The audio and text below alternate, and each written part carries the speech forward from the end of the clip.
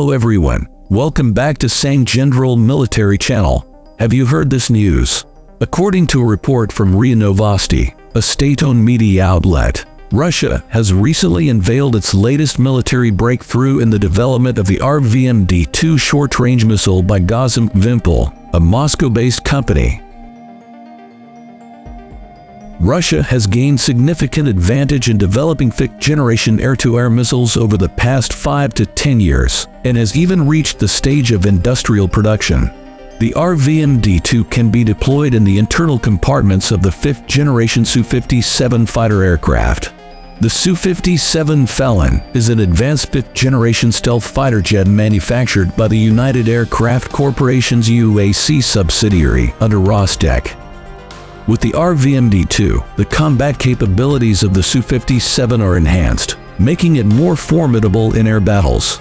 The RVMD-2 missile stands out for its speed, precision, and power. It is the first short-range missile to incorporate an inertia control system for autonomous flight stability.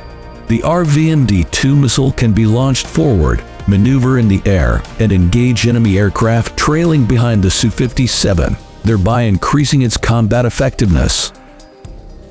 The combination of the Su-57 and the RVMD-2 creates a lethal combination.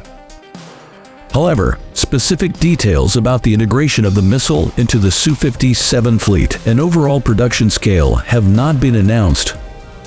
More information regarding deployment and production plans may be released as the development and testing of the missile continue. Thank you for watching. Don't forget to subscribe to our channel for the latest military news. See you in the next video.